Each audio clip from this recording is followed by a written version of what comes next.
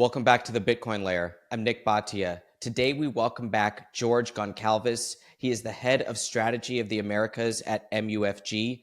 George, welcome back to the program. Nik, great to see you. Great to be back. It's been a while. Look forward to our conversation.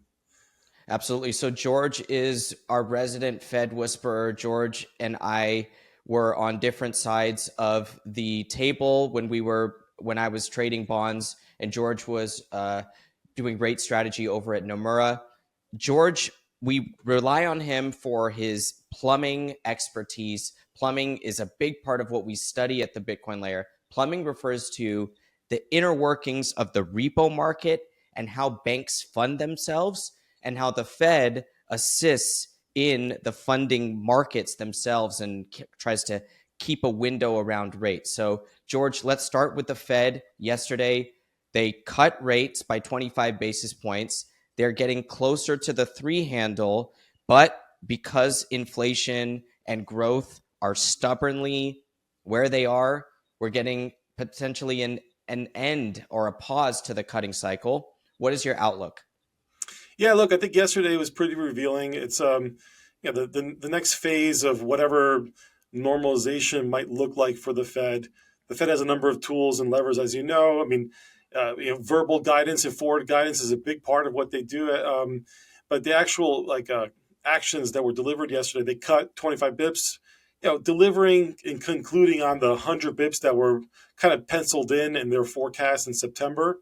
After that 50 bip cut, which, by the way, I'm not sure if you're aware, we were one of the few houses that forecasted the 50 bip cut. I mean, I think they were behind the curve. They ended up cutting more in September with a kind of a concern around labor. But then, post-election outcome and the uncertainties about what may lie ahead in terms of fiscal policy and tariff policy, just concerns around inflation again. They did cut in November. But this last cut was interesting. This last cut, this conclusion of 2024, the last meeting of the year, and the sort of messaging really came out very hawkish. They cut 25, again, final cut of the year, 100 bips total, coming down now to 4.5 at the top of the band, 4.25 at the bottom of the band. And they also adjusted what is known as, from the plumbing side, the RRP rate. They've now converged the RRP rate to be at the bottom of the band. It used to be 5 bips higher. So it would have been 4.3, but now it's the same level as the bottom. So technically they cut 30 basis points yesterday on the RRP. The RRP, that program has been dwindling, has been shrinking for the better part of the last 2 years, from over 2 trillion to now, slightly above 100 billion. So a pretty big drop in the RRP.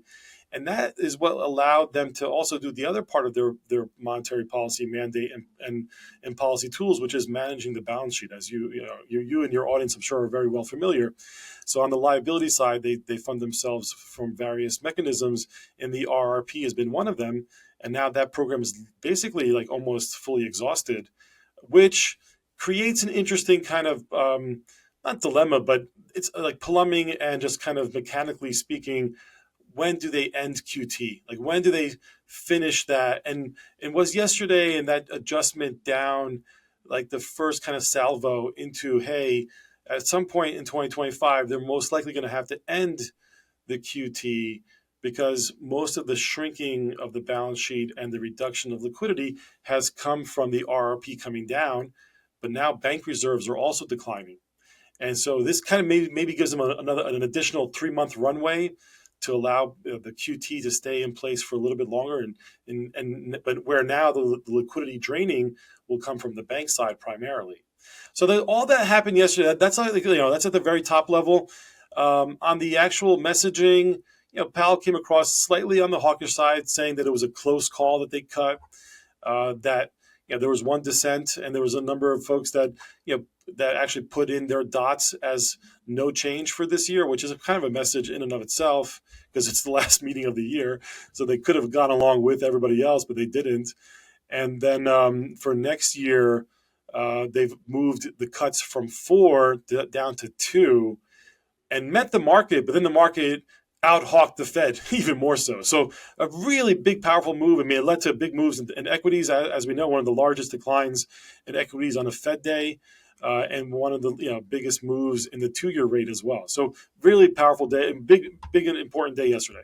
As Bitcoin's role in the global financial landscape evolves, understanding its potential impact on your wealth becomes increasingly crucial. Whether we see a measured adoption or accelerated hyper-Bitcoinization, being prepared for various scenarios can make the difference between merely participating and truly optimizing your position. This is why Unchained developed the Bitcoin Calculator, a sophisticated modeling tool that helps you visualize and prepare for multiple Bitcoin futures. Beyond traditional retirement planning, it offers deep insight into how different adoption scenarios could transform your wealth trajectory. What sets this tool apart is that it's integrated with Unchained IRA, the only solution that combines the tax advantages of a retirement account with self-custody of Bitcoin. In any future state, maintaining control of your Bitcoin keys remains fundamental to your Bitcoin strategy. Explore your potential futures at unchained.com/TBL.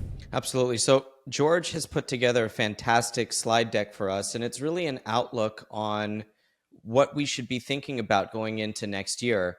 George is, let's just say, he's cautious from the perspective that everything is priced to perfection.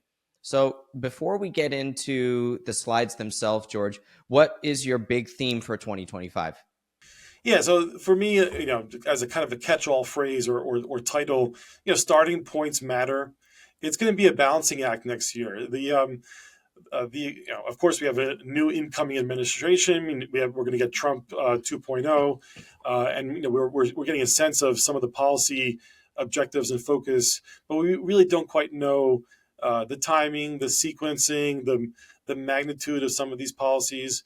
And then, of course, there's the natural interplay and unintended consequences of some of these policies. So there's a lot of unknowns, and I think that's the balancing act that the markets and the economy are going to have to figure out. And of course, the implementation of all these things are going to matter, and how it gets rolled out. But it's a starting points matter because a lot of animal spirits, and rightfully so. I mean, for the ideas around deregulation and starting to tackle our kind of in getting our fiscal house in order and tackle some of this excess spending and a lot of debt load that we've kind of taken on in the last number of years. But it does present a challenge because we're starting from levels where things are priced to perfection, in my opinion, in credit and a lot of it in equities. Rates have sold off a lot, and that's causing higher interest burden, especially for the lower income cohorts, but also up the stack, and in housing in particular. So we're in a really precarious moment where everything looks really good, but we're kind of maybe priced in all this good euphoria. So tell us about the drivers of Trump. You have the key data around previous presidential cycles. What is the takeaway from the economic data heading into the election? Yeah, so maybe we can pull up that slide number 2, the key data around prior election cycles. And what this table looks at is what was the conditions at the end of each presidency, and so therefore the next president takes on that starting point. That's their baseline of where things are starting from. And then I highlight, of course, President-elect Trump was president in 2017 through 2020 during that four-year first term. And he obviously inherited the economy from President Obama from that time point. You have to look at this data from hey, where did you start from? In 2016, 2017, rates were historically still low, as you are very well familiar. We also, at the end of President Trump's administration, we were going through COVID still, and we had a pretty big, a knee-jerk reaction to the reopening and a big rally in stocks at that point too, with very high PE ratios. But all along in the last 4 years during Biden's administration, we both maintained the high debt loads. Again, post-COVID response, a lot of nearly 10 to 12 trillion additional debt. in total between Trump as well as Biden, over like 15 trillion in debt added to the last 8 years.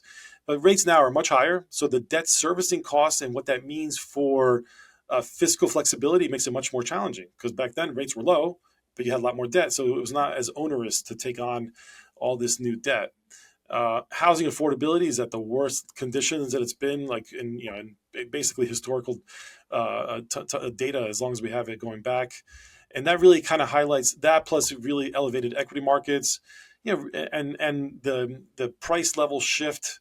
And even though there's been wage gains, that price level shift has really left a mark on average Americans and everyday Americans. And so, like, you have a pretty big wealth income inequality divide that's been formed in the last 4 to 6 years, and that's where we are.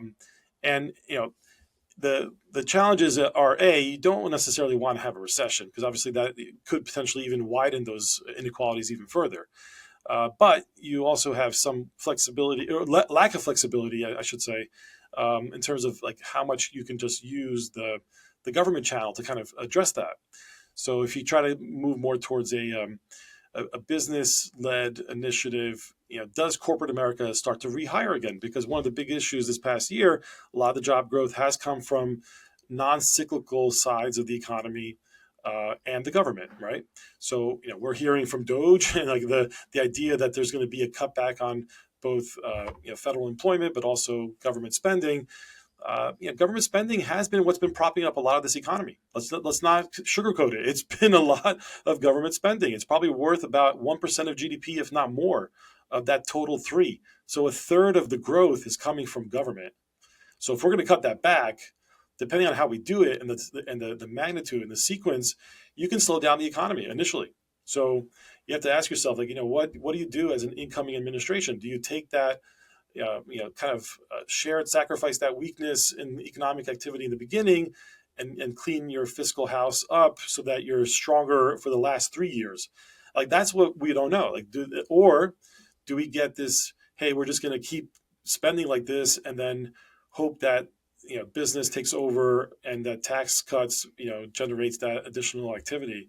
Yeah, so it's and then of course the challenges of, like, tariffs, and like, are they disruptive? So it's a lot of moving parts. It's a very difficult environment, but it's not the same as it was in 2017 when Trump came in initially, and that presents a lot of challenges at the start.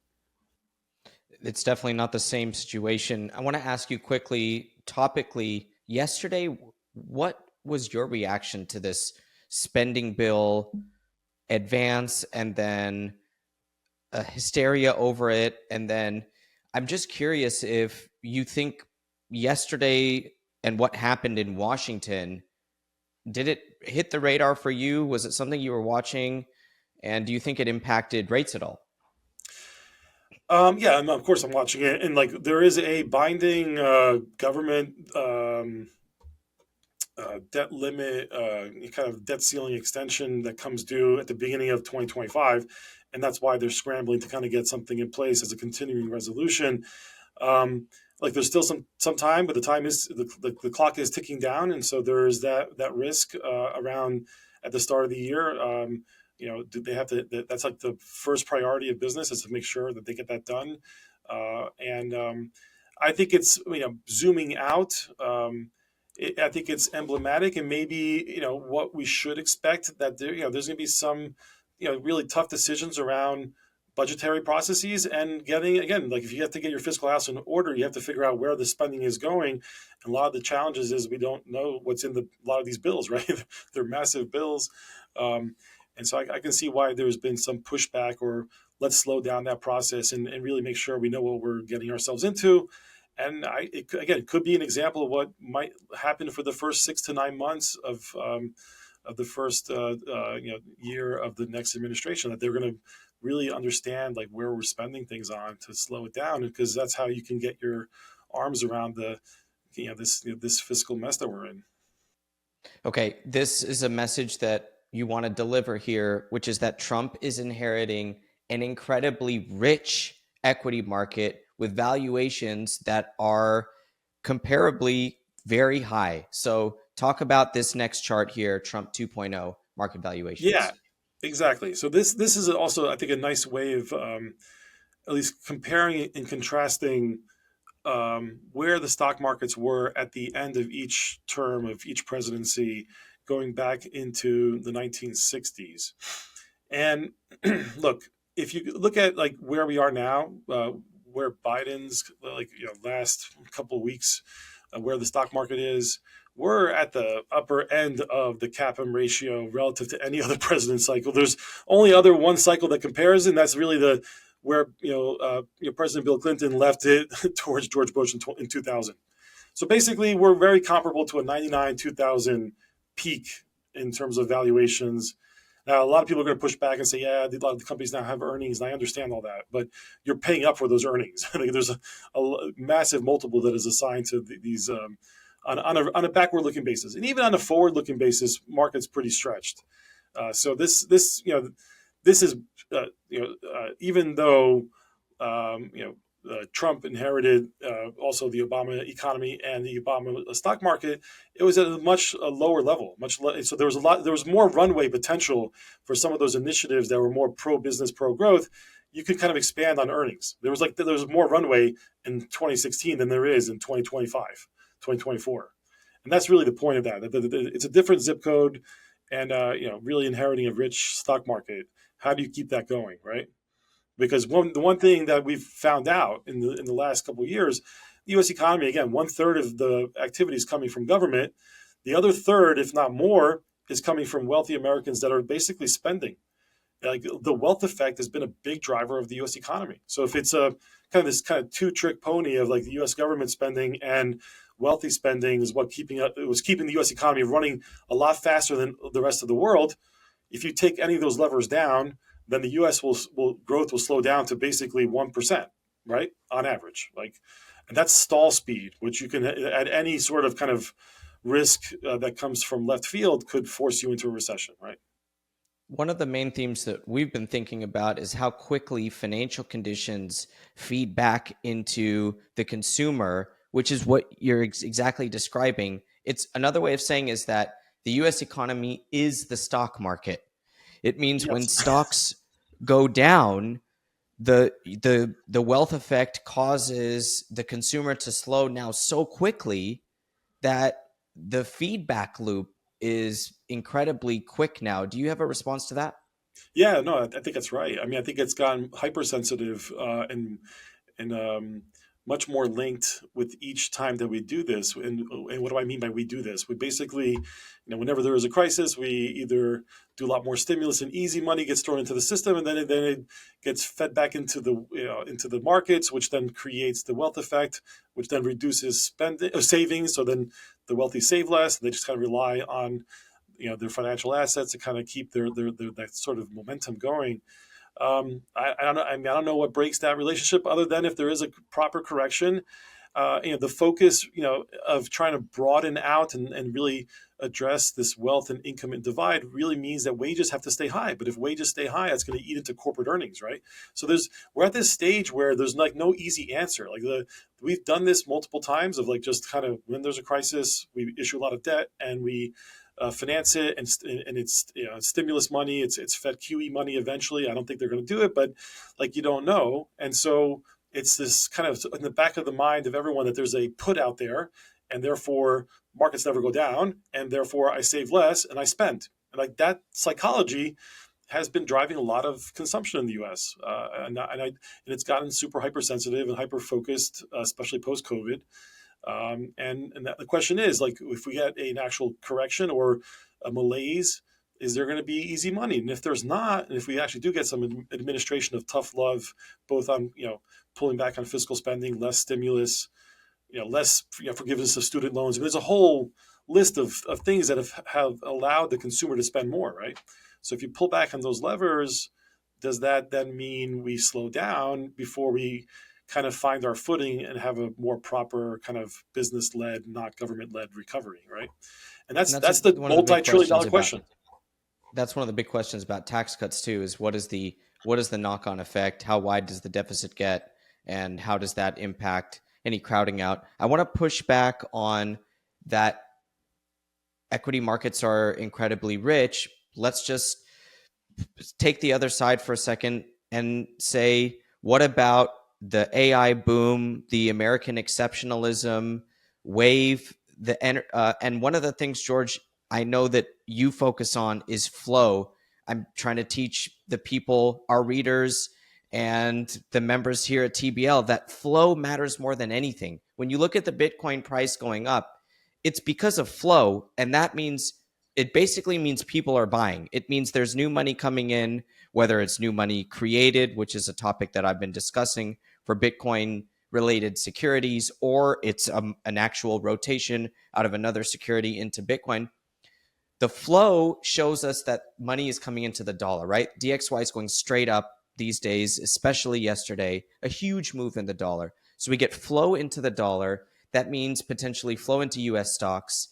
AI wave creates this huge investment boom. We're seeing Zuckerberg, Bezos, and go kiss the ring at Mar-a-Lago. So I'm thinking that there's going to be this whole investment wave as well. And then on the labor front, the wage front that you mentioned, yes, wages are high, and I agree that they'll stay high.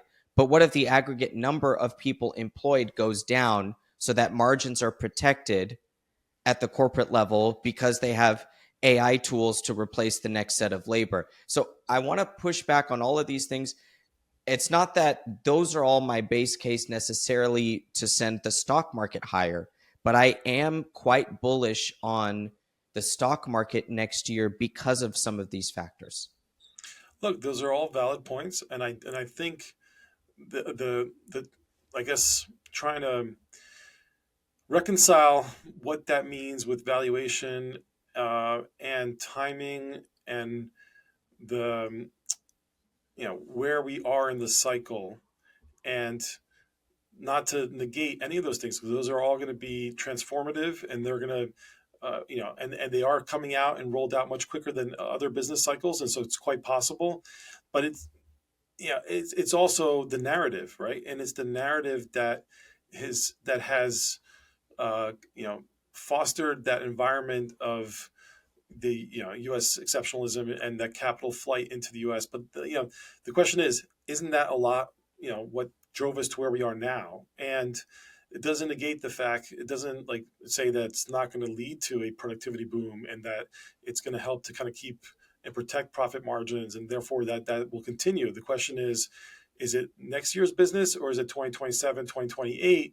Because what kind of holds back a lot of this, because of the flow and the expansion of money in the system, still requires a couple entities to be driving that. Because if it's just rotation, if it's just capital looking for the next hot thing, there's a limit. I mean, and the limit will be: is there credit growth? Is there buy-in by the system? And the system, could come from government capital. So there's a lot more investment, which we can debate. Is it sometimes malinvestment? Is it being proper? Is it like super efficient, or are we going to rely on the private sector to do all of that sort of credit raising? Either way, there needs to be more capital into the system. A lot of it has come from foreign overseas, but I can tell you a lot of times when we've seen foreign capital come into the U.S., they kind of top tick the market. So look, if it's going to be new money and it's coming from the private sector, you need the banks to start lending. It needs to be organic, and that's the part that I don't see. And I would like to see that. And at the same time, the constraints and what makes this time different is that we have fiscal lack of fiscal flexibility. We have this kind of fiscal drag, and this fiscal drag is that rates are too high, and it starts to now compound the issue of our debt load. And so then you end up with this kind of like ball and chain. And I think that if you look at the next slide, I think let me see where we are. Slide 5, you can see how the burden is getting pretty big, and we have not yet, and I don't think we will, but at some point we might. Um, is at some point might have to cap rates, but we're not there yet. But if you look at the interest burden, nearly $1 trillion, depending on intra-government transfers. But one of the largest increases in interest costs for the government. Massive debt loads of over 35, 36 trillion. And then if you go to page 6, I think this is really where the rubber hits the road.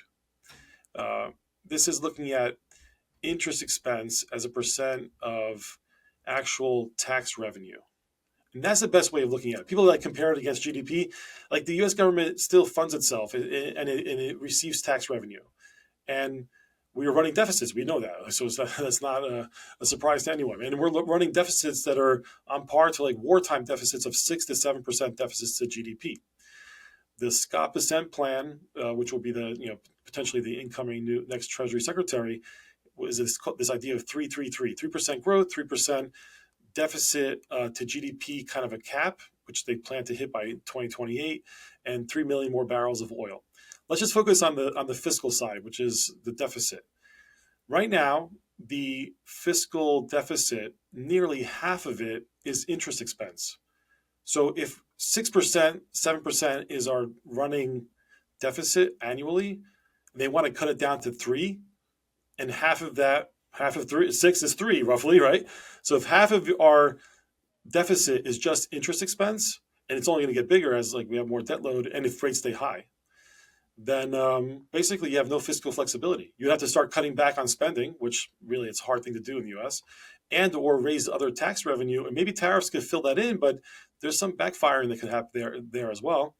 So how do you do that? The only way you can really do that is with lower rates. You need to have a steeper curve. You have to encourage the banks to start lending again and create credit and liquidity. Then the private sector, the private channel of liquidity takes over and doesn't come from the government side. I mean, I think that's what the goal and the intent will be eventually, but there has to be that handoff, and I don't think we're there yet. We're actually in this kind of like limbo period, and the execution of this is going to be super critical. The rates are way too high from this perspective. These are such fantastic points.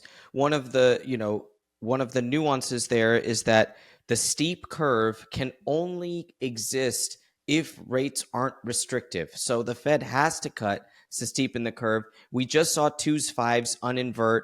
That is the first sign that we're getting there, right? We're lifting some of the restriction, but it doesn't mean it's steep yet.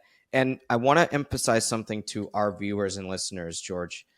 I've been pounding the table over the last few weeks about Bitcoin's price going up due to flow, and I'm not saying all, and I don't know how much, but some of that flow is new money credit creation due to the repo market financing the convertible bonds that are being issued to buy Bitcoin, etc. There is an element of private money creation there. What George is explaining to us here is that this whole wave of American exceptionalism requires new money, new credit growth, new American bank lending that, if you add with his other point, can only really get going if the banks are motivated to lend at a positive carry, borrow short and cheap, and lend long and high in rate and capture that NIM, is what it's called, net interest margin. So these are very, very important points and a really good balance to some of the themes that we've been talking about. George, let's get into the next slide. Bank liquidity has decoupled from Bitcoin. So what is the look here at this chart? Yeah, I thought you especially and your viewers and your base would really appreciate this chart, and I think it actually kind of fits nicely with how you kind of described it towards the end. That there's been some financial engineering, raising of private capital that's gone most likely not just into crypto but in general into the financial markets, and that's it's a healthy sign if that's what the capital is intended to do. But nonetheless, what I'm showing you here is maybe we've kind of come to a crossroads where things have kind of changed, and then I'm actually curious what you think too. This is a very simple chart, but it's comparing the growth of the Fed's balance sheet. It's comparing the growth of the RRP and also the market cap of Bitcoin over time. And I put some key kind of markers around like the first QT when they were draining liquidity, very marginal. Yeah, the first big QE, which is QE3 back in 2012, 2014. And then post-COVID kind of response and how massive it was and how much M2 was created. And which again led to both inflation, because we have another chart we'll hopefully get to, and you'll see it. I do believe in the Milton Friedman that it's a monetary phenomenon, inflation ultimately. And that's why if you need to kind of keep expanding your economy, it's not a bad thing, but you have to kind of do it in a controlled fashion. Otherwise, you end up with too much inflation. But nonetheless, this after COVID and after the 2020 through 2022 period, and the Fed starting to drain liquidity again in the QT2, there was at least a visual kind of correlation between bank liquidity and overall reserves in the system and Bitcoin's market cap. So I thought that was kind of interesting. I mean, maybe it's just like a random sort of observation. I don't think it is, because I think liquidity looks and tries to find the highest yielding, best performing assets, and that could have led to money going into Bitcoin. I can't prove it. This is just like a correlation, but the visual correlation, no less, it looks pretty good. I mean, as more liquidity was coming in, it led to chasing financial assets or high beta like crypto. And then as liquidity went out, crypto had a bear market, right? And what's interesting now is that there's been a breakdown, at least in 2024. The red line, which is the bank of reserve liquidity, is declining because the Fed is still doing QT. The balance sheet is still shrinking.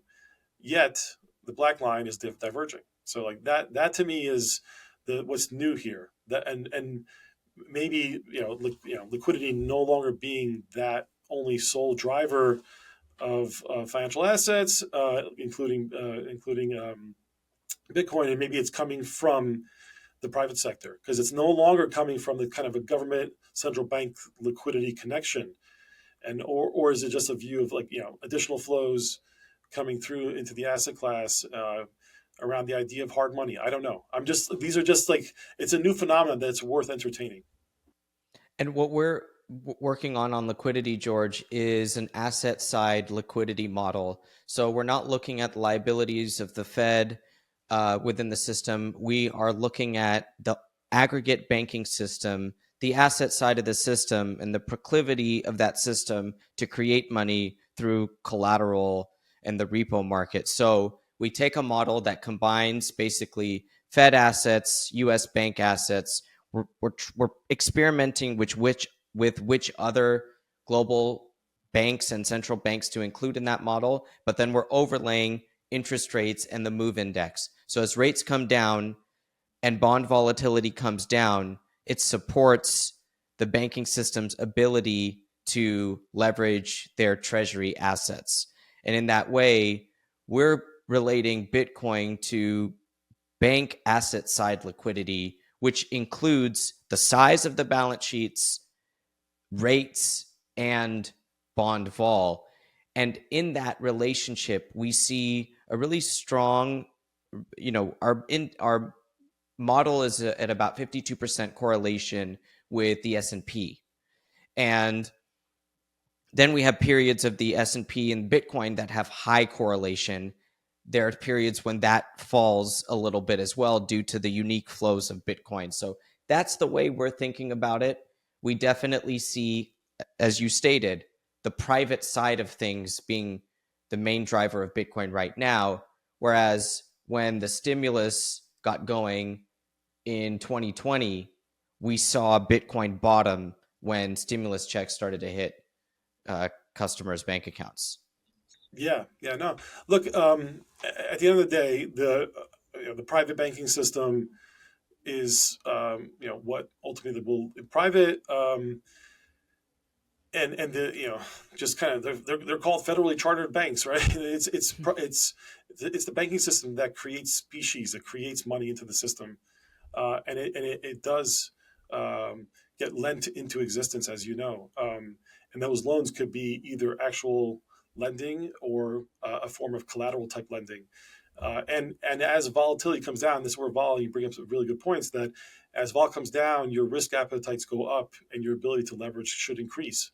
So you want to create an environment that is conducive for lending, and that's a steeper curve, lower vol, less overall bank regulation, and kind of encourage the private side to kind of run with it and innovate.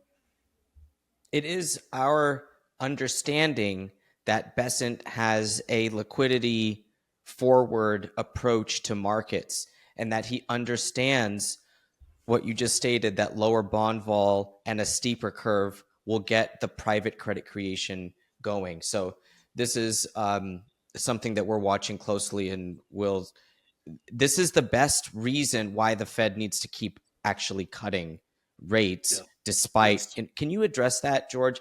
Inflation is stubborn, growth is not coming down. So people are saying, the Fed should pause here and let the market continue to digest these rates. But you're arguing that they actually do need to cut from the interest rate, from the interest expense perspective, right? As you roll bills, if you have a cheaper roll, it's going to be better for the government. It's going to be better for the fiscal house. And then, so I'm just curious, your balanced or how you balance these two sides. Yeah. Look, I mean, in the midst of this, we're also trying to um, understand the Fed's reaction function, right? And of course, their mandate and the tools that they have at their disposal. Um, and look, the concerns around the degrees of freedom around, is there going to be inflation vol? Because inflation vol does feed back into overall rates. And and yesterday, in the Fed's last meeting of the year, they upped their forecasts on inflation and they took down their rate cut expectations. So it kind of goes against some of the things I'm saying, but and it looks like you also believe we should get a steeper curve and lower rates in general. So this is where I think it really comes down to what kind of first year Trump administration did we get, and if the focus is to have lower rates, focus for the banks to kind of take over on the credit creation and help grow the economy, then and plus, let's again, the general Trump movement has been around lower inflation, and that was a big kind of calling card of like why he won, right? Let's be honest on that. The working class are not happy to pay higher prices, so to generate inflation would make no sense. You would want to have a lower inflationary environment. You would want to encourage the Fed to cut rates, and therefore, that this is where I think the third arrow of Scott Bessent's plan of drill, drill, drill, get more oil, like, cheap energy in the U.S. Look for alternatives that are cheaper, not more expensive. But those take time. The problem is it takes time. So in the very immediate term, we do have some kind of good things going for us. Which, if you go to the like slide 13, the one good thing, even though the Fed kind of upped their forecast, at this point we're all basically guessing. We don't know how these policies are going to interact with each other. And even at 2.5% on inflation, of course, nobody likes inflation, but Fed's mandate's 2. So I know 0.5 seems like they're far off the mark. If we're anywhere between 2 and 3, I'm at this point saying it's pretty good. You don't want to go under 2. They spent years trying to stay above, get towards 2%. As long as inflation doesn't run away from here, that's a win in my book. But what I'm showing you on page 13 is a long historical account of inflation, and then I overlaid Republican presidents going back, and then recessions as well. Really, based on historicals, Trump's first term not going into recession is really a breaking of the trend. Usually we end up with, and this is where it's tricky, and I'm not being political here. This is just the data that, a lot of times you get a lot of fiscal spending in the prior administration, and then either it creates inflation in the next administration, and then you have to fight that, and then you end up with a recession, right? And that's just the way the cookie crumbles, right? But in 2016, 2017, we had very little inflation, and the Fed was glacially raising rates super slow, right? They only got up to 2.5, and it took them 3 years to do that, over 3 years. Whereas And then now, they broke the repo market. yeah, right. And then we had the issues around that in 2019. But if you look at and I kind of consider the supply chain, the excess stimulus, that's really what led to the spike in inflation in 2021, 22. So if you look at if you zoom into the right side of the chart and you see what happened there, I'm showing you 4 different lines. One is the CPI core goods and CPI shelter. And then I'm comparing that against the Atlanta Fed sticky inflation versus the flexible inflation. So who has the ability to lower rates? It's usually lower prices. It's usually retail. If you have excess inventory, you cut prices, and you can see that for the better part of the last year, we've been actually in disinflation. So um, the flexible inflation has been low. What's been keeping inflation high has been one-off factors that are a lot of it linked back to shelter and housing, insurance costs, auto costs, backlogs of durable goods that took a while to get your hands on, and therefore you had to pay more money for it. That led to this one. I still think it's a one-off effect. The challenge is you don't want inflation to persist, because once it becomes part of the psychology of the consumer and producers, then they just keep pushing up prices, and that gets into this kind of vicious spiral. But for now, it's not looking that like that's the case, and shelter inflation is coming down after being stubborn. So I'm thinking that we have a good chance of getting down towards two. Maybe I don't think we go under two, but 2 to 2.5. I mean, I think we're overthinking it at that point. I mean, like, is it worth? Is it worth not kind of unlocking and leashing the U.S. economy just to kind of like keep rates high, just to for that last 30, 40 basis points? We'll see. We don't know. But I think the Fed will continue to cut rates too. I still have 3 to 4 cuts next year. They probably skip in the beginning of the year, but to stop just because of inflation, I think that they might miss the target on the other direction, and if they stay on hold for too long at these high rates. Real quickly, what's your growth outlook for next year? Where do you see GDP finishing the year? That's also part of the moving targets, and I don't like specifically forecast that outright, but it's implied through my rate forecasts. Somewhere where we are now. I know it's not really saying much, It is. but I It do think is we're because I know we're decelerating going to get first, into in my opinion. yeah, we're going to get into the soft landing in a second. And George, it would be a disservice to the viewer to not get through this chart pack. So we're going to do that. We're going to get through all these. But I want to ask you one question before we get back into this slews chart, which is chart number 8. The question I have for you is on the drill, baby drill, and the inflation getting Trump into office. One of our working theses is that a strong dollar will dampen global inflation. A strong dollar eases the ability of the United States to import raw materials, import things and services to keep inflation down. Is this part of Besant's strategy, is to allow a dollar to be high? And how does the Fed balance that with global interest rate differentials? I'm wondering if you can give us your insights there. Yeah, look, I think they do feed off each other. But the dollar's had a pretty big move. Just maintaining the dollar's strength, a lot of the central banks around the world will kind of help do that. I mean, if other central banks are cutting rates because their economies are weakening or have been weak, and they need to kind of take care of their economies by lowering rates and the cost of funding, that just inherently will just keep the dollar strong. I mean, so that right there is out of our control. It's more about the rest of the world unable to kind of grow at the same rate as we are. So that's one part of the puzzle. On the lower inflation, but yes, and dollar then of course staying strong, our import prices will come in. That's also part of the reason why core goods, which a lot of it comes from overseas, we do import a lot. That will also keep core goods prices low, if not disinflationary. But very low on import side. And then the energy part, I think that's really the trick here. If we can get oil prices to be between 45 and 65, just to like really keep oil prices lower.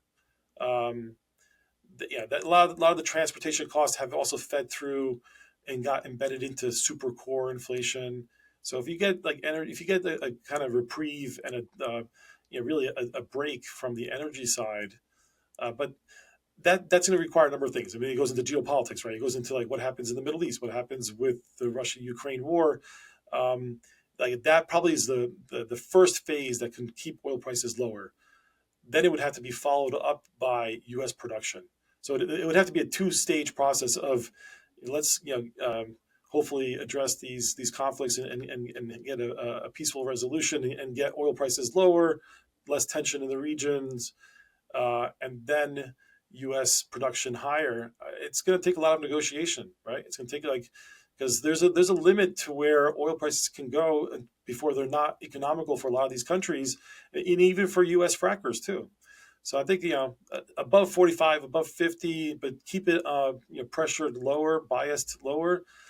We'll do a lot of this disinflationary work, and also then eventually we'll get the Fed to be more comfortable that inflation actually is going to stay at 2% or low, or get towards 2% at least, and then they keep cutting because they are restrictive. They need to get down into the threes, and they're still at 4.5, 4.25, 4.5.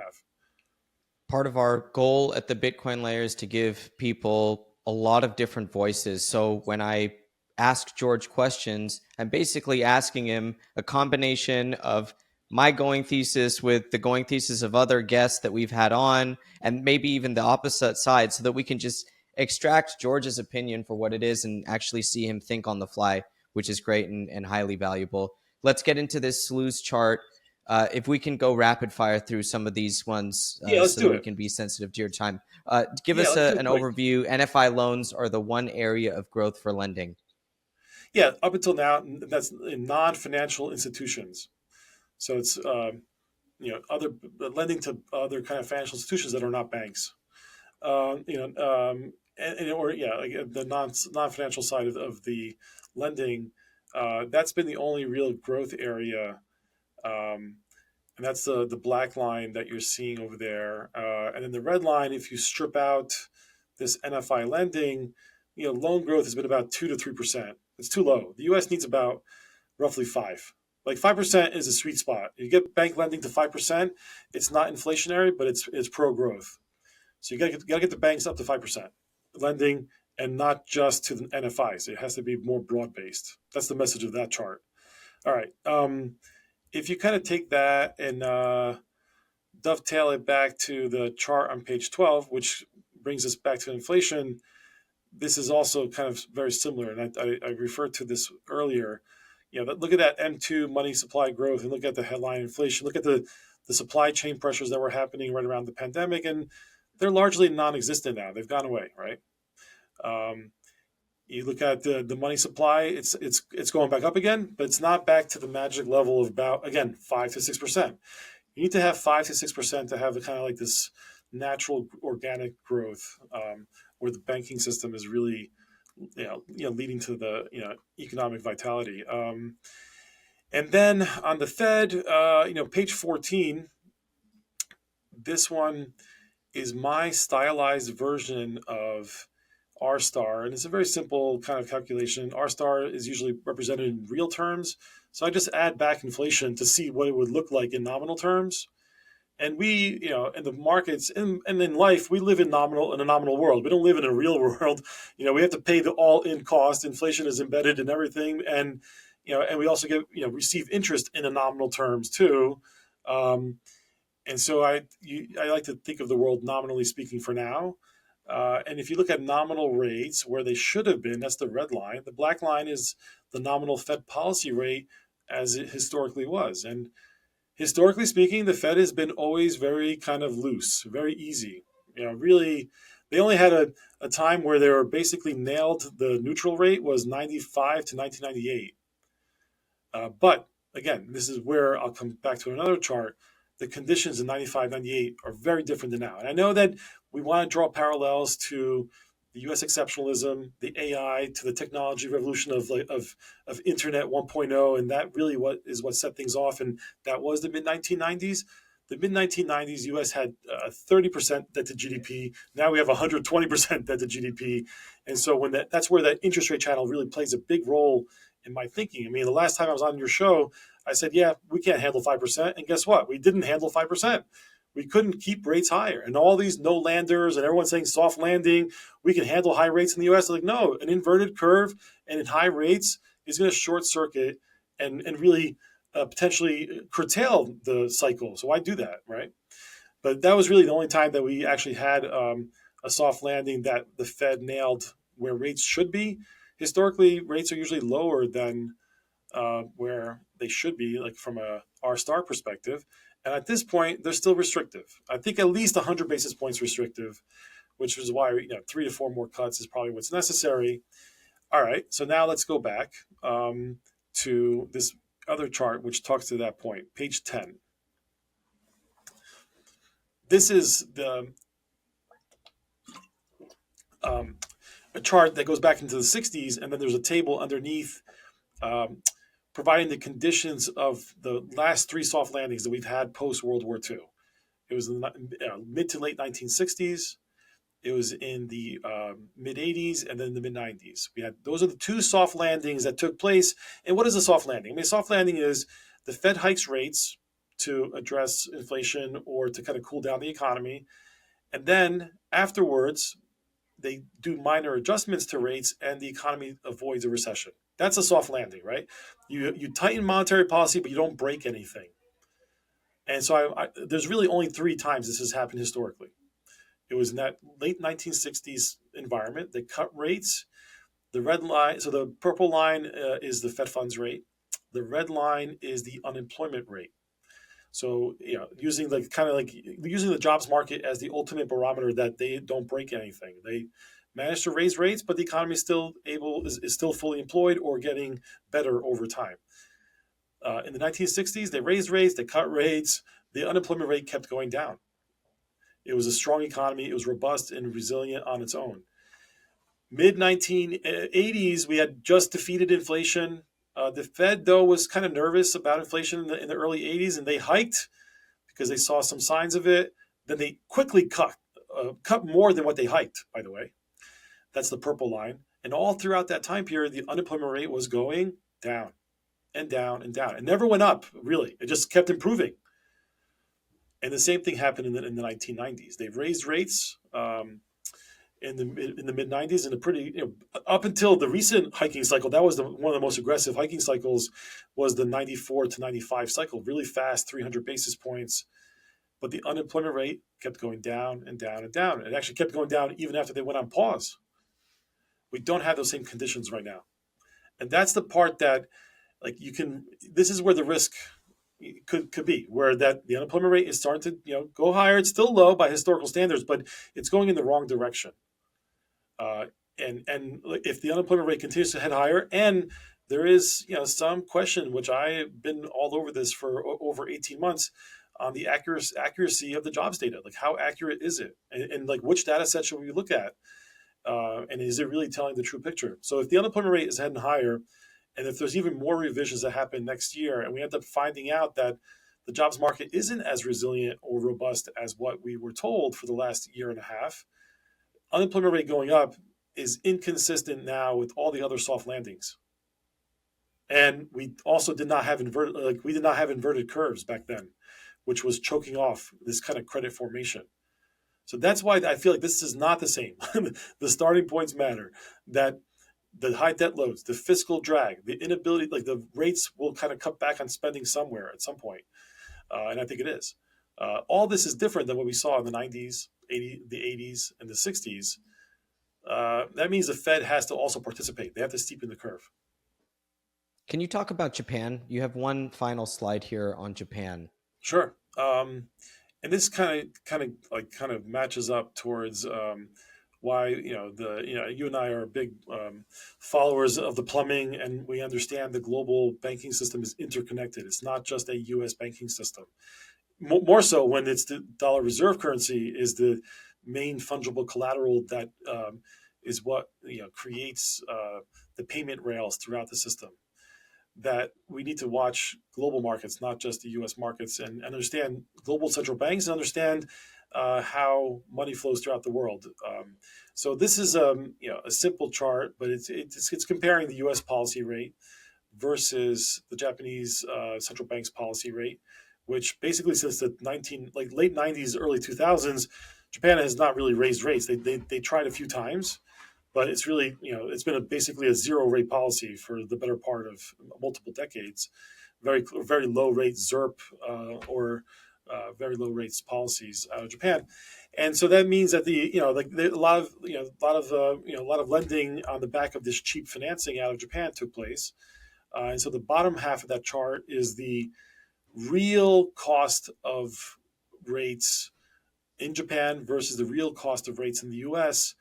And when US rates are higher and the cost of the overall additional income you can earn either in fixed income or buying US equities or buying other US assets that yield a lot more than what they do either in Japan or anywhere else in the world, or even emerging market debt that's denominated in dollars, can be recipients of this excess money that gets raised by cheap borrowing and gets then funded, which people call the carry trade or the yen carry trade for that matter.